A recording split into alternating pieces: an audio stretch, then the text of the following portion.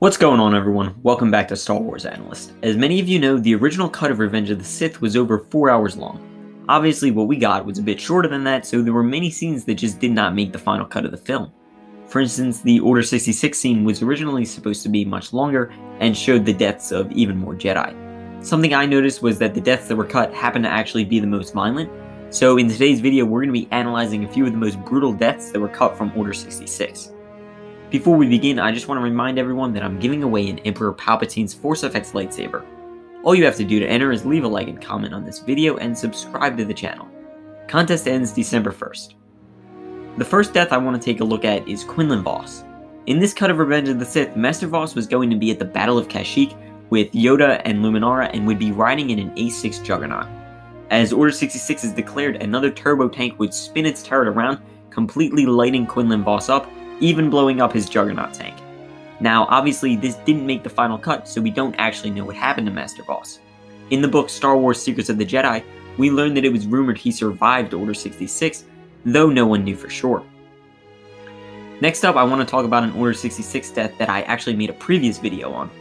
Nick Gillard, who is the stunt coordinator of the prequel trilogy, also portrayed the Jedi Master Sin Dralling, and he was no joke. Personally trained as a Padawan by Jedi Master Yoda, Sin Dralling became the Jedi Order's finest swordsman and combat instructor. He served as Chief of Security of the Jedi Temple and even led the Jedi Temple Guard.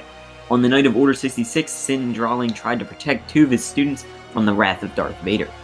According to Nick Gillard, this sequence was filmed, but it was cut out because it was, quote, horribly violent. Too violent. At one point, Anakin would even grab a little girl and shove his lightsaber right through her throat. Apparently, George Lucas's reaction to this scene was simply, oh dear. Now, a small snippet of it did make the final cut in the form of a hologram when Obi-Wan goes to check the temple security recordings. However, this is probably all we're gonna ever get to see of this incredibly horrific sequence. This third deleted Order 66 death might arguably be one of the most brutal, and it involves Jedi Knight Barriss Offee, former friend of Ahsoka Tano. As we know, Barriss was found guilty of bombing the Jedi Temple. We know that in canon she was arrested, but her ultimate fate is a bit unclear. Was she executed right then and there for treason against the Republic? Dave Filoni stated that this is what he originally intended, but decided to instead keep her alive because he, quote, had plans for her. Maybe she became an Inquisitor, who knows, but in this deleted scene from Revenge of the Sith, Barriss was going to be heroically fighting battle droids on the planet Felucia. During Order 66, an AT-AT would sneak up behind her and fire on her from behind. But that's not all, because once she's dead, the walker stomps and crushes her lifeless body just to make sure. Such a brutal, terrible way to go out. Do you wish any of these violent deaths were kept in Revenge of the Sith?